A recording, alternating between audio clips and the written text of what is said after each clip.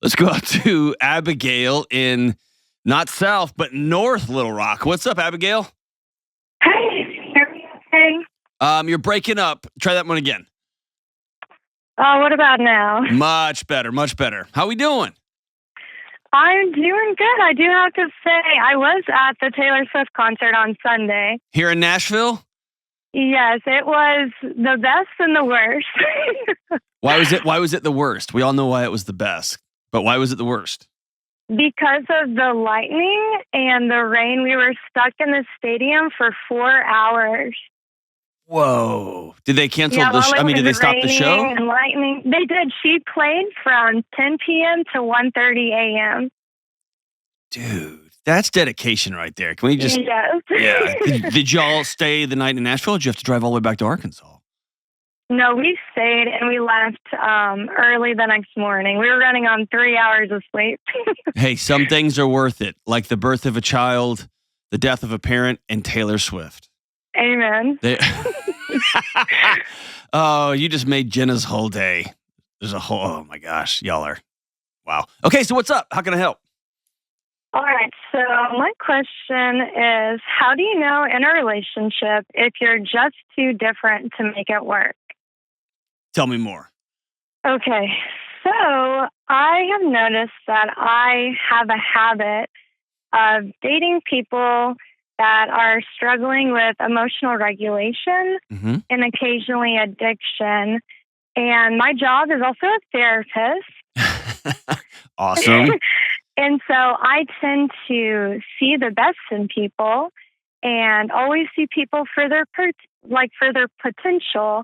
And so I just can't tell when in a relationship I'm staying and I'm being supportive of someone in a rough season, or when maybe they need time to grow and mature on their own.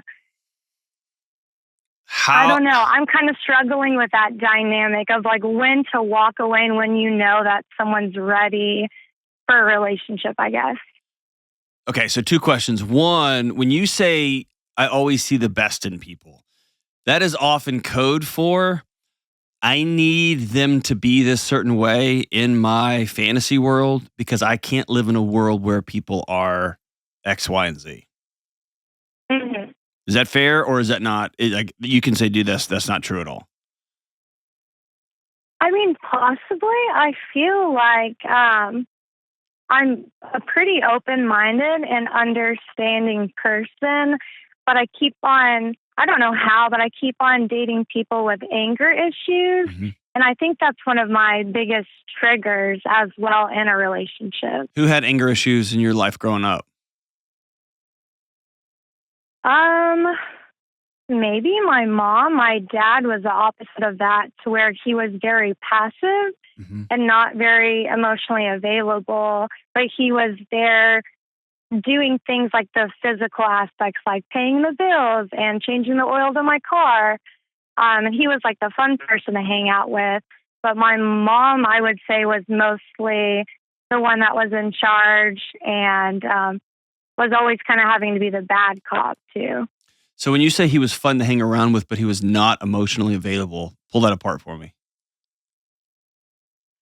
We would be able to spend quality time together, like watching movies or going on like a week-long trip around the United States. But whenever it would come to any type of deeper conversation, he would just kind of feel awkward and shut down and not really know what to say. So anything kind of emotion related, that's something that I would always go to my mom for. Gotcha. So I have found over and over and over again, non-scientifically, I haven't found any studies that support this, but it just is one of those things that keeps showing up as a truth, that we marry our unfinished business. Yeah. You're trying to solve mom's anger. Like, why was she so mad with me? And your body continually finds people that you are going to be in relationship with that have that same pulsing nuclear reactor core in their chest. And you set off to try to solve it. And you do that through thinking the best of people or wishing the best about people or fantasizing they could be this one day. Or your body's trying to connect with somebody in some meaningful way. And often people who are angry a lot are emotional a lot. And people who are emotional a lot can also be incredibly loving when that machine is turned off. Either way, your body's trying to solve a problem that it has been trying to solve for a long, long time. And that's why you find yourself in this dating loop, this pattern over and over and over again. The people look different, they have different jobs, but at the core, they're still struggling with the same thing that sets your body's alarms off, right? Mm-hmm. I give me an example. There's a reason you called. Why did you call? Did something happen recently? Yes. So, do you have a lover that is so mad you went to Taylor Swift? If so, get rid of it. No, absolutely not. He would not be accepted. All right. So what is it? So I have been married before. I've been divorced coming up on a year. And whenever I'm married, I think looking back, I married him based on the potential of what he could be. So he struggled with anger issues and struggled with addiction. And he said that he wanted to change and wanted to get help. And then whenever we started living together after we got married, I feel like a lot of things came out of the woodwork. And I sat down and I said, I need this from you to feel safe. I don't feel emotionally safe.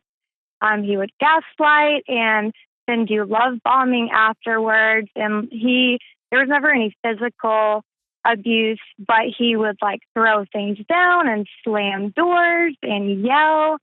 And so after asking him to get help for so long, he would always be remorseful and say that he wanted to change, but he never really did that. And so I started coming home to my own home that we shared, not feeling safe. And so after feeling that way for a year, I eventually ended things because I couldn't keep going. And do you hear how what you just described is almost a blend of your mom and dad? Yes. My brother also struggled with addiction. Sure. So we can throw that in there too. Well, it just sounds like however you have chosen to remember it. Again, it's not fair for me in 5 minutes to just throw shade, but what we know about our childhood memories is they often are way incorrect on either side of a barbell. I had the best childhood ever, except I just struggle with disordered eating and this and this and this and this. And it's like, well, maybe. Or I had the worst childhood ever. And when you peel it back, it's like, well, actually, it wasn't the worst, right? So it's often a barbell of one or the other. Man, it sounds like y'all grew up in a home that had some emotional absence in it. And that your bodies are, whether it's looking for drugs or looking for love in all the wrong places, you have bodies that are searching for connection in almost desperate ways. Yeah. I hopped into another relationship almost immediately. Of course you did, because relationships are your drug. It's your drug. Yes. Right? And was it very similar to the one you just hopped out of? Well, something happened recently to where they got upset at an ATM machine because it ate their cards. Mm-hmm. And so they kicked the ATM machine and then they started cussing at it and then like hitting it. And this has never happened before, but I feel like my whole body went into a state of flight. Yeah. Like my heart started speeding up and I started shaking. And when they came back to the car, I almost felt like unsafe to be in the car with them. Like everything in my body was just telling me to run. Yeah, because you were in the presence of a grown-up child. Children hit inanimate objects and curse at inanimate objects. Children. But something that I struggle with, though, is I'm like, okay, but behind that person that's struggling with anger, like there's a lot of pain. Mm-hmm. And do I need to stay in a relationship and just be patient while they figure that out. But also, that's something that I found out is super triggering for me. So I guess I just don't know where to find the balance of everyone has their struggles and everyone is in a state of growth. Like, I know that this person is trying to grow and try to be better, but when do you know to walk away? I don't know. Number one, you're doing a good job of trusting your body.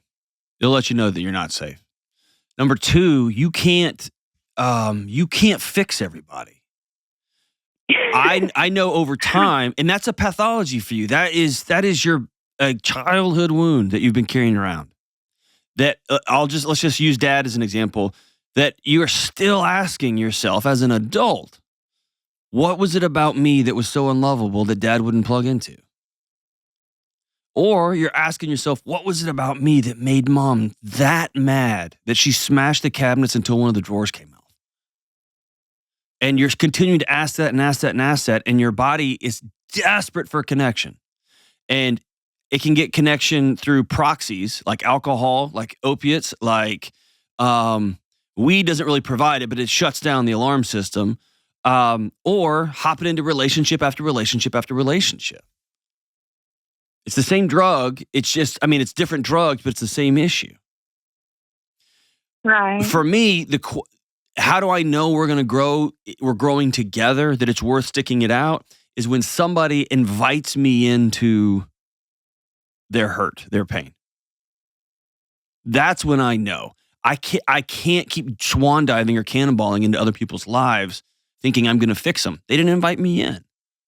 And the hardest part for someone like you who loves and cares about other people, you've dedicated your whole life to it, is being romantically involved with somebody who has not invited you in. And you are looking through the window of their soul being like, I can see it right there where it hurts. And I even went to grad school. I know how to help. And they don't want your help. They just want to yell and kick and scream. There will come a season in their life when either they have to deal with it or not, but they haven't invited you in. And that sucks. And that hurts. These people that I've dated do invite me in.